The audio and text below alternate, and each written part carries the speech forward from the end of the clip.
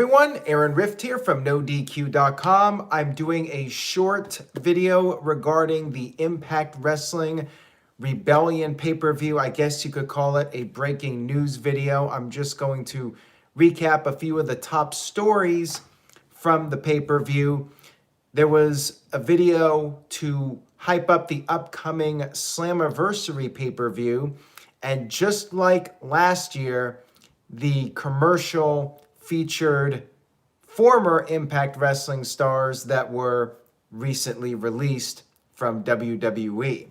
We had Samoa Joe, Mickie James, Chelsea Green. They were all featured in this commercial for Slammiversary, just like last year. Totally makes sense, even if none of them end up showing up, which I think we will see a few released WWE stars show up in Impact Wrestling, and somebody like Samoa Joe could end up working for multiple companies, just like Matt Cardona did. Certainly a possibility, and totally makes sense, like I said, for Impact to try and get some buzz for Slammiversary. It worked last year, and I think it'll work again this year. Impact getting some publicity with the main event match, which I will talk about in a few minutes, but a big surprise debut on this show. Big Cass, who is now known as W. Morrissey, made his Impact Wrestling debut. There was an 8-man tag team match. Eric Young injured, out of action, and Big Cass took Eric Young's spot in the match. Cass, Morrissey, whatever you want to call him, did all of his big moves, looked to be in phenomenal shape, and as a lot of people pointed out on Twitter, looks like a giant-sized Edge. The dude is jacked. He's got the beard, the long hair. He definitely has the Edge look going for him, very tan as well, and he pretty much dominated things. He picked up the win for his team, and dude looks like a major star. People are wondering what is going to happen with Big Cass in the future. Is he going to be going to AEW or going back to WWE? I'm not surprised that he's in Impact. This is a first step for him. He can go into Impact and rebuild his rep. Go in there, work hard, put on memorable performances, look like a star, and that can reopen doors for him, possibly get him back in WWE or possibly get him over to AEW and he could be a major star there. He definitely felt like he had something to prove. Felt like he wanted to go out there and deliver. He had that fire. Happy to see him doing well after his few rough years dealing with personal problems. And hopefully this is a great comeback story for him. You know, could end up being a new Drew McIntyre story where McIntyre left and he was motivated. He worked on his physique and he came back and eventually became world champion. We'll see if it happens with Big Cass. Psycho Jet Black with a $2 super chat, thank you for that, says, did anybody really believe that Rich Scrub would win? All right, well, let's talk about this. And Lewis said, when was the last time Aaron did an Impact review? Well, I did talk about Slammiversary last year. Every once in a while, if something big happens on an Impact show, I'll cover it. And I felt that there were a few things worth talking about in a short video. So I talked about Cass, and let's talk about the main event, which was title for title. Rich Swann, the Impact Champion, versus Kenny Omega, the AEW World Champion. You had entourages for each guy. You had the Good Brothers out there, of course, with Omega. And you had Willie Mack out there with Swann. You had Eddie Edwards out there as well, just to watch his back. And there were two referees. You had Brian Hebner from Impact. He was the primary referee. And then you had Audrey Edwards from AEW. She was the secondary referee in case there were shenanigans. And, well, if you watch enough wrestling, you know in these types of scenarios, there usually tends to be shenanigans.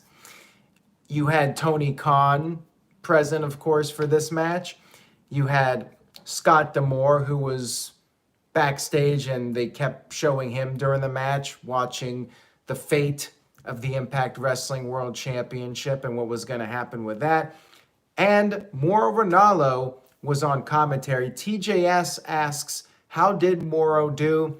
I thought he did great. To me, he is a major asset in wrestling, regardless of what company he's working for. He just brings so much energy and excitement to whatever you're watching. And he's a natural. He knows how to call a wrestling match and get the audience watching at home pumped up for what they're seeing. So yeah, big improvement. I mean, best commentary performance in the history of Impact, if I'm being honest here. I mean, Don West had some good moments. Mike Tenay had some good moments, but this is like next level. Mauro Ranallo is the best wrestling announcer in the business today, in my opinion. I know some people think he's too over the top, but I think he's great, and he makes me excited to watch what I'm seeing, and he gets me into it. I think he really does a phenomenal job, and he gets modern wrestling, and he has that passion and energy, and just everything he does, he's just so good at his job. I cannot say enough good things about Mauro Ranallo. Match itself was good. I mean, I don't think it was like an all-time classic match or anything, and it was obviously very predictable. They did botch a few things, but they told a good enough story, you know. Rich Swann was not going to win this, but they made him come off like a guy who was going to stay in the fight as long as possible. You know, he was the underdog. They did acknowledge it on commentary, and you know, he put up a fight. He kicked out of a lot of things. Omega busted out a lot of different moves on him. He kept kicking out. There was a ref bump, which I think we all pretty much expected. Swann accidentally gave the referee a cutter, and Omega was going to cheat. He brought in a steel chair. Audrey Edwards stopped him, though, so she actually did the right thing. You know, AEW does have some integrity after all, and made sure that Omega did not cheat to win. Brian Hebner did recover, and the match continued, and Swann kept fighting. He got hit with numerous, not One Wing Angel, the V-trigger. He got hit with that numerous times, and Omega did try to go for the One Winged Angel, and Swann was able to get out of that, and Swann went for a Phoenix Splash, but he missed, and then Omega finally hit the One Winged Angel and picked up the victory to become the new Impact Wrestling World Champion. He had his AAA, he's had the AAA title, and he's the belt collector. That's his gimmick that he's doing, and now he's got the Impact World title on top of that. And I guess we'll see more of him on Impact defending the title. Again, it was very predictable. I don't think anybody really believed that Rich Swann had a snowball's chance in hell of winning this, but you know, they did the best they could to try and make Swann look good in defeat, kicking out of a lot of stuff. And it was what it was. It was good, and I think the biggest story for me was actually Big Cass showing up, and who knows how long he'll be there. You know, as soon as he gets a call, I don't know if they're going to try to sign him to a long-term deal. Maybe we'll find out some more information soon enough. But one would think that this is just Cass trying to rebuild his name, and when AEW or WWE give him the call, he'll be going to one of those companies. And Marcus Metcalf with a $2 super chat says, Moose will beat Kenny Omega. Well, that's the thing. I mean, Omega's got to lose the Impact title at some point. It just depends on how long AEW and Impact want to keep this thing going, and who would beat Omega. I guess Moose would be a good candidate. You could make somebody out of this, or will it be Big Cass? I mean, who knows? Moose could be a possibility.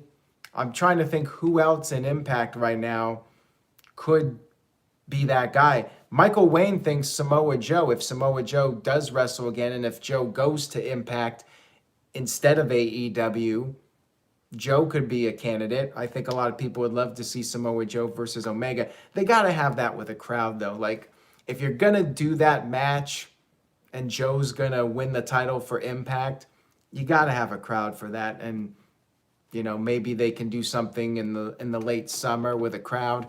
You know, UFC just had a pay-per-view Saturday night, full crowd, 15,000 people, and it's gotten a little bit of controversy, of course, being one of the first, if not the first, full capacity indoor crowd for a sporting event since the pandemic started.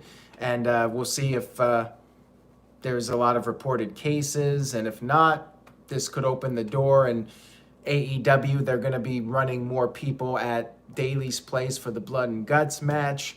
And perhaps by the summer, WWE, AEW, Impact as well, they'll start running events full-time with fans again.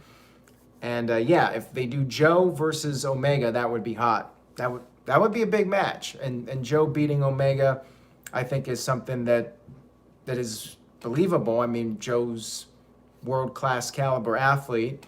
So that would work if they wanted to go that route. Yeah, Samoa Joe, to respond to Kevin, Samoa Joe was in that commercial for Slammiversary, as was Mickie James and Chelsea Green and a bunch of other people. But, you know, they did the same thing they did last year, showing the released WWE stars in the commercial. So anyways, stay tuned to NoDQ.com for the very latest regarding the fallout from Impact Wrestling. And if you enjoyed this video, please consider subscribing, tell a friend, spread the word about NoDQ.com and the YouTube channel. And hopefully I'll see any of you newcomers around. And for the regulars, see you guys for the Monday Night Raw recap. Take care, everybody, and enjoy your week.